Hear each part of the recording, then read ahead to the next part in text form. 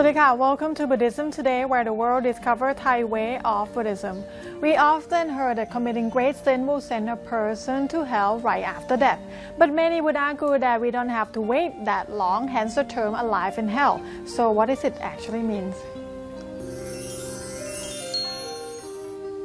One of popular belief in Asian society, or even all over the world, is that a belief in heaven and hell. We always think that when someone dies, the soul may attain the heaven if he behave well, and then go to hell if he behave badly. But this idea of heaven and hell is very interesting in Buddhism, whether it is a true Buddhist teaching or not. But if you look at the real teaching of the Buddha, the concept of heaven and hell is not so clear as we always think. In the whole set of Buddhist Pali Canon, or the Tipitaka, Buddhist Bible, of course it's a big corpus of text with the 45 volumes. In those 45 volumes, if you clearly look at those teachings, they speak or refer about heaven and hell in a very minimal amount. I would say that not even 10% of those texts. And all those 10% of those reference of heaven and hell in those texts are even worse, is that it was just referred, or it was just a point of reference when Buddha referring to someone who believe in those ideas. But it is very difficult that how the society have developed, we have this engraved that whole belief in heaven and hell. And coming back to the whole idea of the phrase falling into hell, or going to hell, or go to hell, we can see that sometime in Thailand,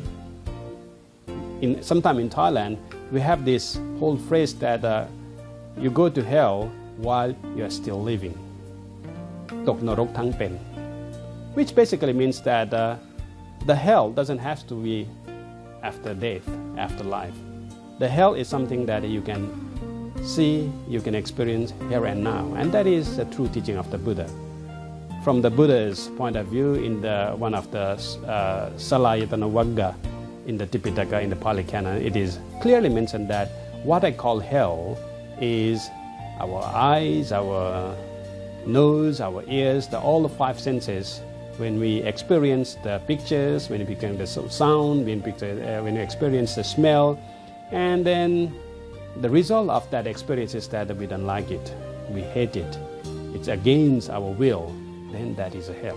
So therefore, the hell is just near there. Hell is just near, able to reach you there at any time, just out of your house, so out of your body, out of your mind. The whole idea is that whether you make yourself hell or you want to change that hellish experience to be a heavenly life. And that is on our own responsibility, on our own wisdom, how we change that idea. So don't fall into hell while you are still living or after death. So change that hell to a heaven.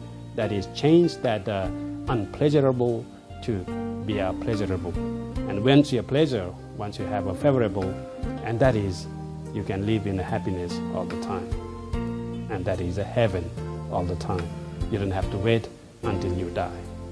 So rest in peace. You don't have to wait until you really happen that day. You can rest in peace here and now.